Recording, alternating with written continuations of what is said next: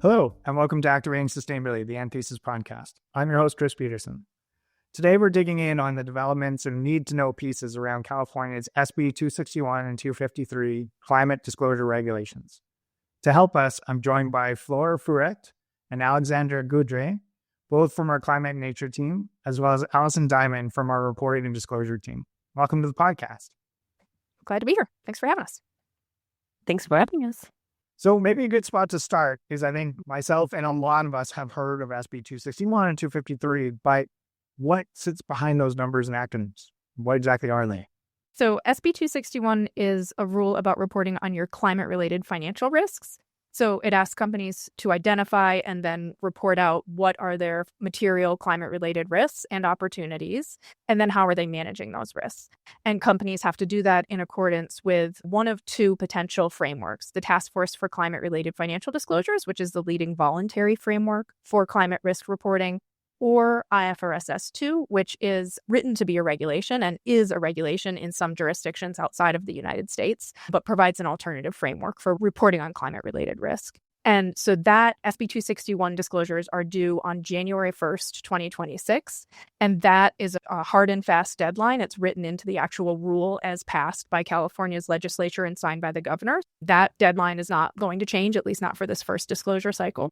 SB 253 is about reporting on your Scope 1 and 2 emissions initially in 2026, and then ultimately reporting on your Scope 3 emissions. That one, the deadline is flexible for the California Air Resources Board to set. California Air Resources Board, or CARB, is the governing body in California overseeing these regulations. And they have proposed a June 30th, 2026 deadline for companies to report Scope 1 and 2 emissions and also have those emissions assured at the limited assurance level.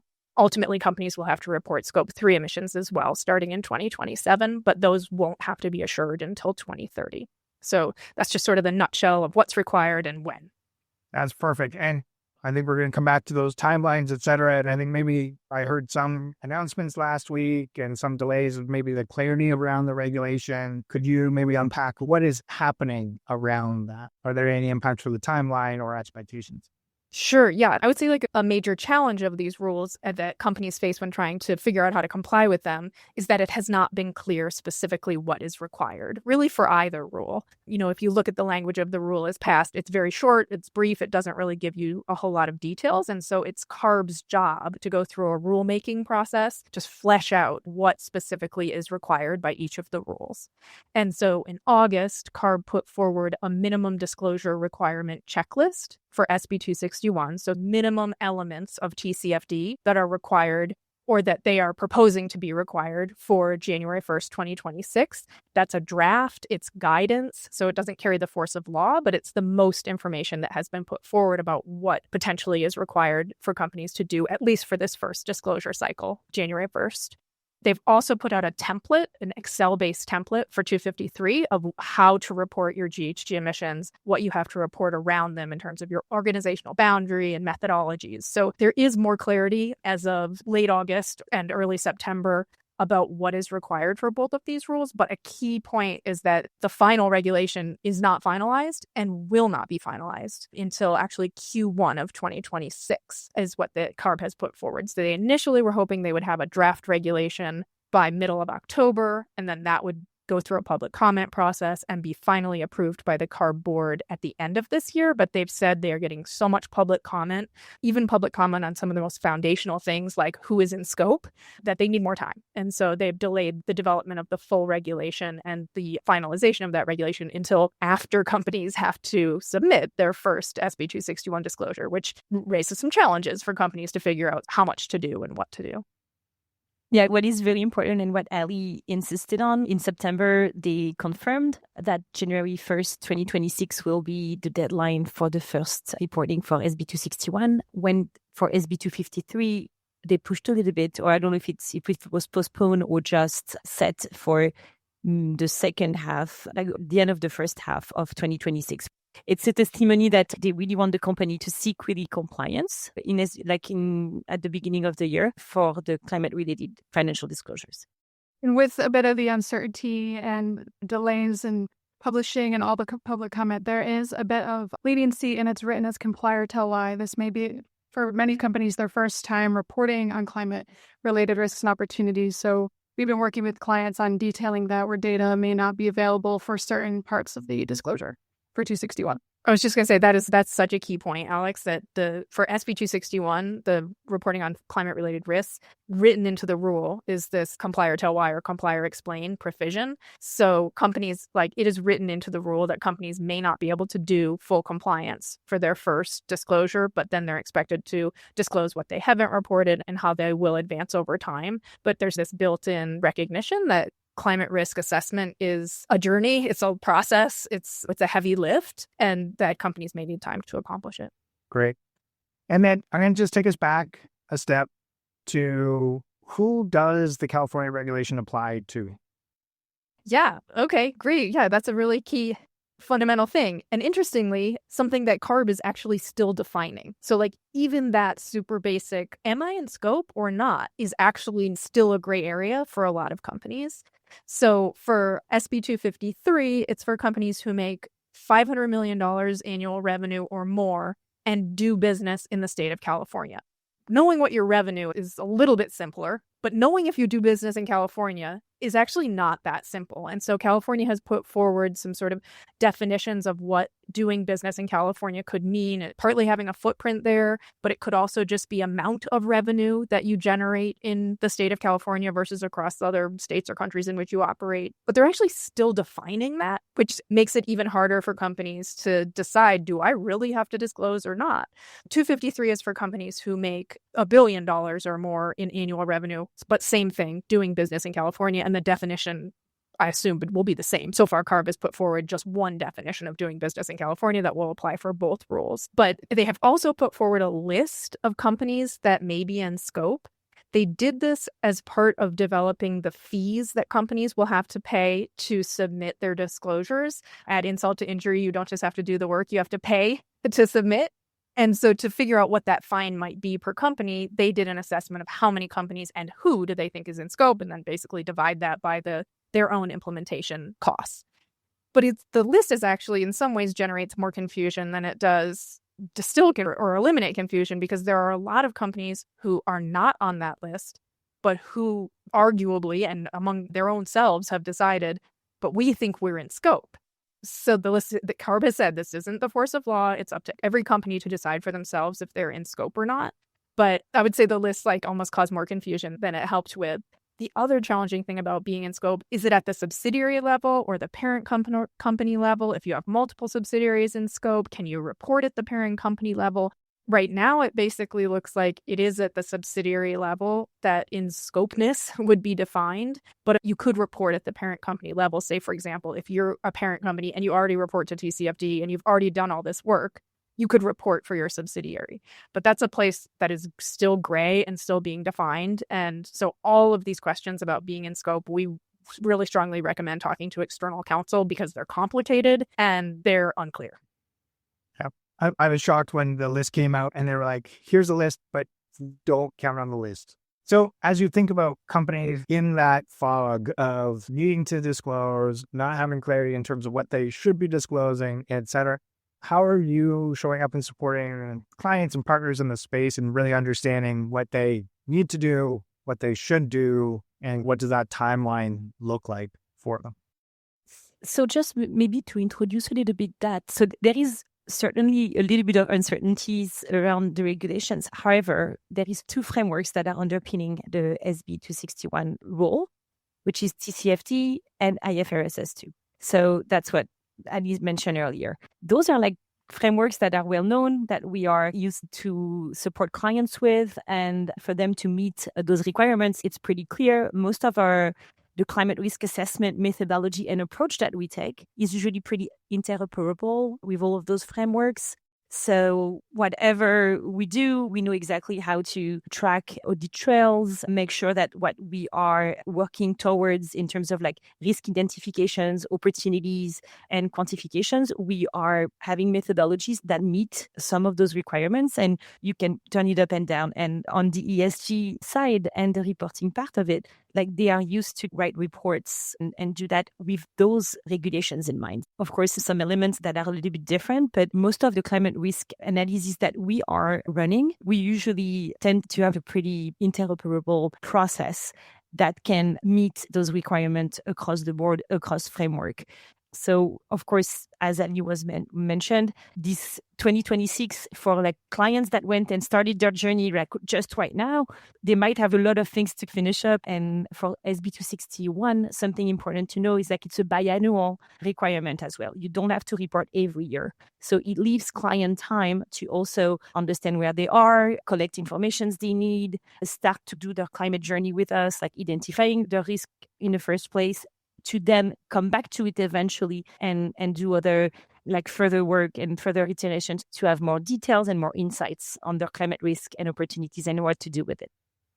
This sounds really analogous to the GHG inventory journey, where it's that kind of like just get started and the first year is going to be rough. And then you'll start to identify where the electricity bills are and where the data sources are. Is that a fair comparison between them?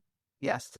Every client, every project is different. We definitely try to meet them exactly where they're at. So, some of the first questions we ask are, have you done a climate risk assessment before? If we've worked with them before, we already know this question. And if they have, we'll try to leverage that work. And we'll also ask, how old is it? When was the last time this was assessed? And so we usually start there with the data. I know Ali's team also works a lot doing gap assessments, which help also identify some gaps in areas where we can start to build off of as well.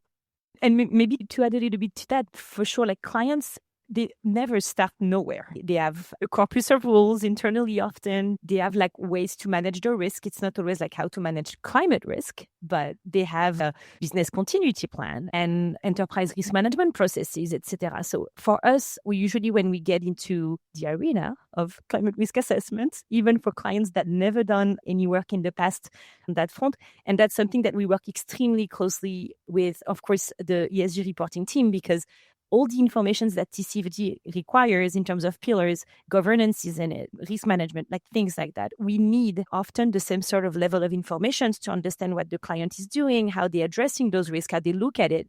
So we have like usually a first phase that is a lot of like discovery around like the data, what the client is doing, how they operate, where they operate, which is very important from a climate risk perspective, as you can imagine, because climate is very different from one place to the other and from one market to the other, because on the transition risk, there is also like a big thing around like, where is your market? Like, what kind of economy are you operating within? Because the transition risk is a lot about how a current economy is getting its path towards a low carbon economy and a better transition. We really tend to look at the risk not only from a physical standpoint, but also from a transition standpoint, as well as the opportunities, which are often very like the other side of those risks. And like some of those things can be very strategic positioning for the client down the line.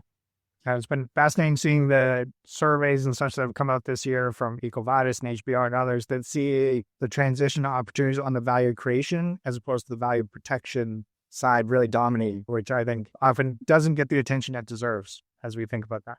I'd love to hear, what does a timeline look like in terms of putting a risk report together so that people can be thinking about what does that look like? And then also from a like 253 approach, having your inventory and having it assured before the end of the first half of the year. Maybe I could start on the most immediate requirement of SB 261 to have a disclosure and have it ready to go public on January 1st, 2026. For many companies, especially companies who haven't already done a climate risk specific assessment or just now starting to think about what do they need to do to comply, they really just have a couple of months left to get a disclosure together. So the timeline and the steps for them are different than a company that has been reporting voluntarily to TCFD for years or does a climate risk assessment every year and has that information ready. So I would say for that sort of a company that is just starting now, the key things to do are to look internally, like Flore was describing, at what might you already have that is actually relevant to climate risk, even though you might not call it that. Look into your enterprise risk management existing enterprise risk management process. Look into things that you're doing maybe for supply chain continuity or emergency preparedness and business continuity. there probably is an existing risk assessment process in most companies and risk management process within most companies. So it's kind of mining what you already have and seeing where things that are in fact climate risks are being addressed. Are you considering environmental regulations? Are you considering disclosure regulations? Are you considering physical risks of climate, severe weather, et cetera, even if you're not calling it a climate risk? So that's kind of the place to start for those companies, and to put together as much as you can across the 4 pillars of TCFD, as Flore had mentioned earlier. How are climate risks, how are risks overall governed by the board, and if you have one, and your management team? What kind of enterprise risk management or any kind of risk management process do you already have in place? Are there any climate risks that are assessed through that process, even if you don't tag them as such? And what are you doing to manage some of those risks? Just getting that down on paper and getting it reviewed and approved internally is the best you can do in the next 2 months.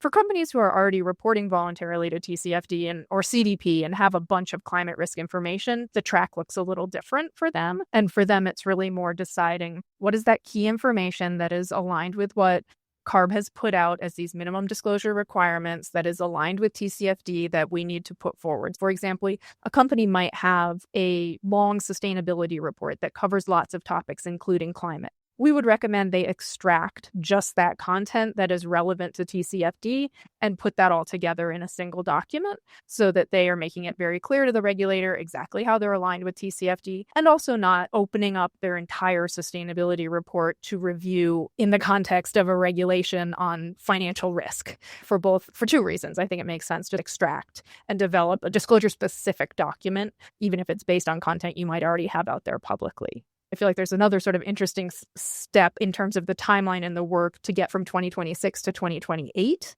which is the next time a disclosure is due, and to really do your homework on the climate risk assessment. And Flore and Alex could speak to that. Yeah, and maybe super briefly, so as Ali mentioned, 2026 let a little bit of leeway, I would say, to clients to get into the groove of reporting on climate-related risk with the Comply or Explain provisions that is in the rule. However, in 2028, which is like the next reporting cycle, like TCFD, IFRS S2, things are going to be a little bit clearer on what you need to do. We already know the requirements. So we definitely feel like having a phased approach to get into the climate risk assessment is extremely important, because it's complex to digest all these informations, like just identifying your risk and your opportunities, which means like you identify, it's already a lot, because what are you going to do with this information? What kind of, like the rule is also asking you to look at your value chain. So what's happening not only for your own indirect operations, but upstream and downstream. So how this kind of like changing climate is really impacting your operations, is really impacting your business and your development. And where are the potential impact, the financial impacts on everything? So what we usually recommend in terms of like blocks of activities that can be done over time, and that will allow as well every company to improve their disclosures. So beyond just what they need to do in 2026, there will be like a journey and a full roadmap of what needs to be completed to also be ready for the next cycle. And beyond, once you identify your risks and your opportunities, you can definitely gathering more information to quantify those risks and those opportunities. Like there are some like methodology to also determine what is the most material. Often it's within the company. They have like ERM frameworks and metrics and thresholds, and we support them around that. And then it's once you know if this is the most important, so how you prioritize those risks and how you prioritize like the mitigations or double down on the opportunity and potential value creations, to what you were saying earlier. And with that, it's you not only accomplishing like your compliance needs and requirements, but you also really support your business to grow in a more resilient way and future-proofing it a little bit better. So that's like different type of activities that could be done, and where often we realize when we work with our clients that it's like the first step, like you already learn a lot. You also discover what you don't know about your value chain, your supply chain, the data that you collect. And so it's really an iterative process where we are more than always excited to be alongside our clients to support them there, because like it's when you're never asked the question, you don't know what you don't know. So it's a good process to get into. And to Alice's point, you can start very simply with maybe there are some climate risk that you're addressing already, but you don't call it that way. So like having a disclosure that really focus on just that is just a way to put publicly something. And I think that's the objective of CARB, basically. Like, how can we make sure that companies you can compare them on the way they manage the risk?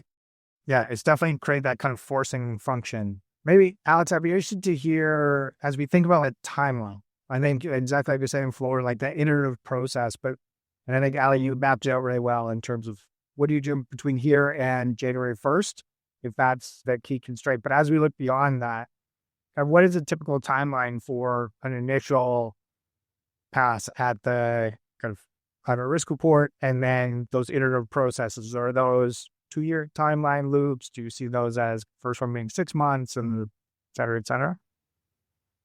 Good question. There isn't necessarily a straight answer to that question because a lot of it depends on, all of it really depends on the size of the business, the functions of the business. Is the business going through a process of change, such as an acquisition or they being acquired or similar? And then meeting them where they're at. So what kind of data do they have or don't have? In an ideal situation, there may have been some previous assessment done, and we can do this assessment through all the phases: discovery, screening, financial assessment, materiality, and reporting, over a 5-month or so period. That seems to be kind of a standard that we can generally meet, knowing that their data may ebb and flow given data and discoveries that we make. But a little more on the 2026 to 2028 portion, that will look, I think, very different than our experience this year, because this has been a lot of first passes or small updates given some of the uncertainty. Do I need to do this? Oh, I have to do this. We're now with a 2-year time frame, but that will, I think, expand the length of these journeys, and we can really support clients on filling in some of the gaps. Often a gap is the supply chain data. So a lot of clients and companies, they know where they are upstream, they know where the direct operations are, but the downstream supply chain, that's where there are a lot of gaps. And the next round of reporting, we'll expect some improvements. And so that's also a nice place to focus on, not only to improve your disclosure, but also improve your own internal transparency on where certain, especially raw materials, are being sourced. Yeah, that's great. And I think fascinating too, as we think about the purpose of that disclosure being driving action. And as you were saying, for like that apples to apples comparison of how companies are performing, I think that hopefully unlocking that competitiveness between organizations of how do we reduce that risk, et cetera. Maybe just quickly, as we're talking timelines, and we think about 253 and the timeline between where we are today and what we need to accomplish by that mid-year mark, how are you advising clients to be thinking about that runway? Well, one sort of initial thought is be sure to build in the time for assurance. So most companies can't close out their books. They can't start, well, they could start, but they certainly can't finish assessing their GHG emissions until the end of the year. So that leaves 6 months, right? If you can really you might be able to do it on a quarterly basis. So you're really just finishing up Q4 in the beginning of 2026. That would, I guess, be the most ideal situation to be in. But if you haven't already started doing that, you've got a fair amount of work to do. And 6 months sounds like a lot of time, but it's actually not that much time to complete the calculations of the inventory, quality check it, and get it assured. We would definitely, I think, recommend leaving like a month to do the assurance. Yeah, it can be done faster, but if anything comes up in the assurance process and you've got to revisit and rework the inventory. So that would be my takeaway, is don't underestimate how much time it's going to take and be sure to leave that time for assurance. SB 261 does not require assurance. 253 does require assurance on year 1, which is limited, I believe, on scope 1 and 2. And next year for SB 253, and this is where we can definitely not merge, but like work together with the clients when they will be working towards like their scope 3 inventory next year to meet SB 253. This is also where they will get into more a different level of details on their supply chain, on their value chain, etc. This is exactly the type of data that is also like the perfect way for us on the climate risk side to piggyback to improve and enhance the overall informations that we can get and the better screening and the better understanding of climate risks across the value chain of the companies, thanks to also the company improving its journey in terms of climate data in general and carbon data as well. Because that's where sometimes phasing the things is great because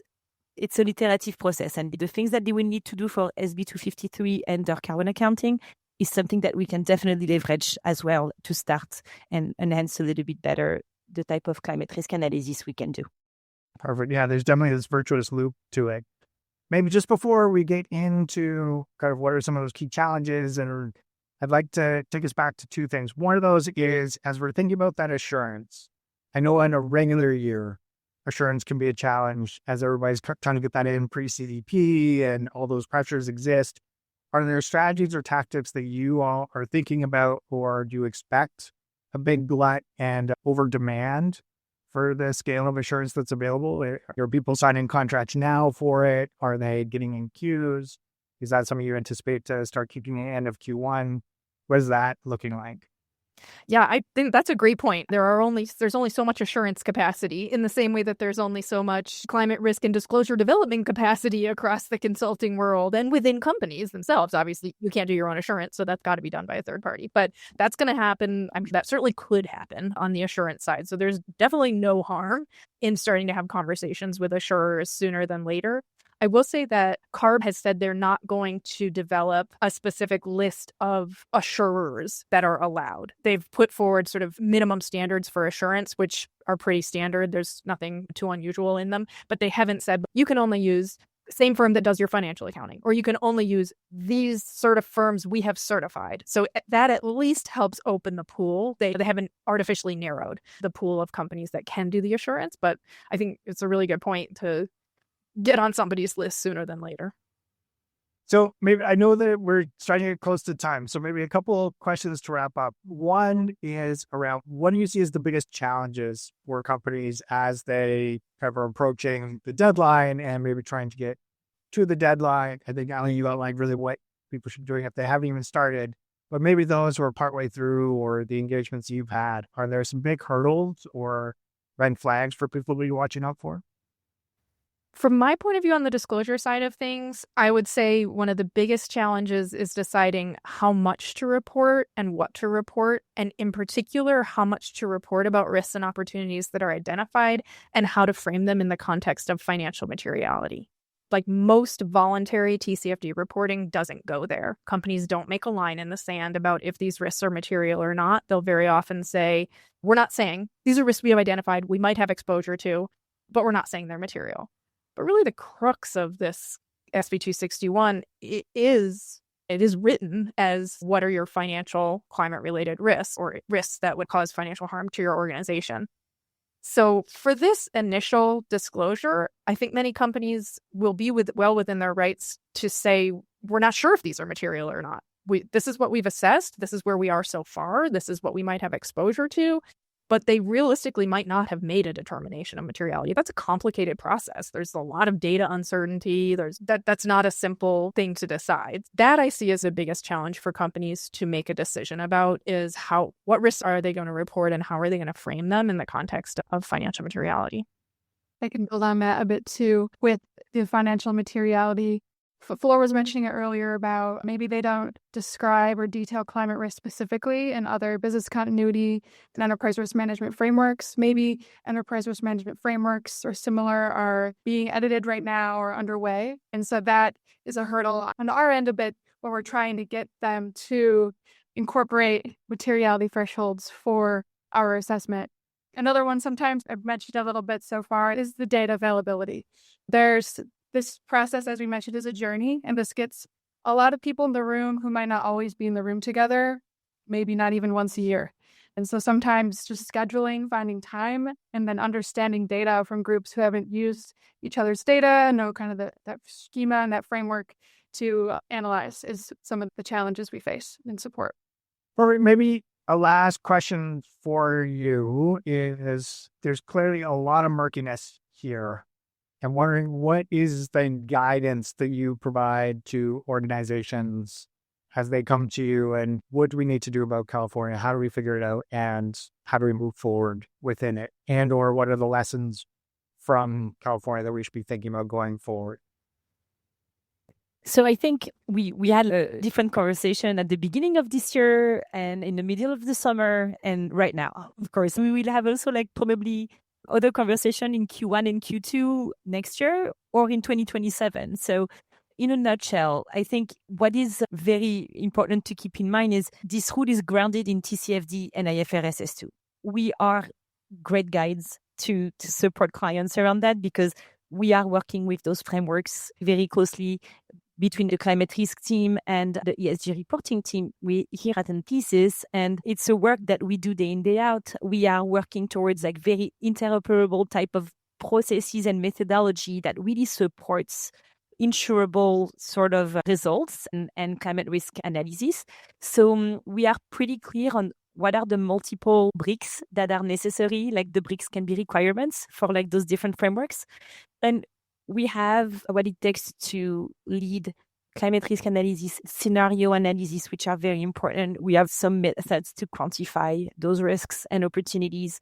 And based on that, we're working very closely with the company to also know and support them with what do they want to know? What do they want to extract outside of this? Also, there is a lot of information that you get and a lot of insight that you get from a climate risk assessment that goes way beyond what you need to report, because the materiality determination is an extremely important steps in this analysis because climate risks that are material to you. So this is like the materiality determination is a very important, it's the link, I would say, between the climate risk assessment and the disclosure type of work that you need to do. But the rest of the information is, you get a lot of info, a lot of insight on where your risk, where your hotspots are, what is the most, like sometimes you realize that maybe your exposure is very high in a certain place, but maybe not for an asset that is that important to you.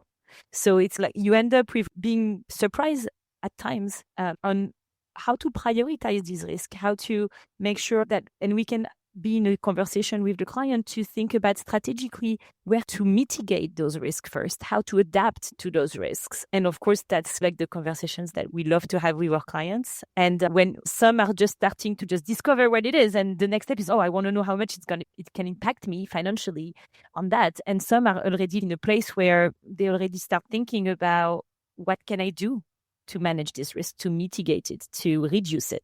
So it's like the kind of elements that we like to be in a conversation with our clients. And that's what this process and approach is helping us with. Yeah. So much better to be surprised by the content of a report than a physical actual risk hitting you. So Alex, the final from you. I just encourage clients, we're going to help you do your best. We're going to meet you where you are. We're going to help you do your best. This is a journey and we're going to continue this. Allie? I guess, my sort of final thought would be to build on what's just been said is to think about this from two perspectives. Compliance and disclosure is only one piece of the puzzle. It's, of course, the part that's required. So you have to do that part. You have to get a disclosure out there that you think at least meets the minimum requirements. But there's a whole lot of strategic value in the exercise. And if you're going to do it anyway, you might as well get both. So we know there are many companies who are just coming at this from a compliance point of view, totally understand why and why that might make sense for them. But we really encourage everyone, all of our clients to think about that strategic lens as well. So we can help them think through both. What do you really have to put out there publicly? But then how can you use the information that you received from the assessment to really add value to your organization? Yep, that's fantastic. I'd say just reflecting on the conversation, I'm hearing three big themes of like just getting started and making progress. And I think fascinating to think about those who have pursued TCFD proactively now being able to really reap the benefits of that and not be on their back foot. That sense of using resources that you don't need to make a path, like there are existing paths of bricks, like you were saying, Flore, that you can be leveraging moving forward. And I think I like that last comment about really using the insights, not just for compliance, but really thinking beyond that are maybe some really helpful takeaways that at least I'm taking from this conversation. So thank you all so much for the time and insights. Really appreciate it. And wish everybody luck on reaching January 1st and beyond. Thank you very much. Yeah, thank you. Thank you. And thank you for listening. As always, we love to hear from you on your feedback and can be reached through the anthesisgroup.com website, where you'll also find past episodes and lots of valuable resources, including updates on these regulations. Thanks again and take care.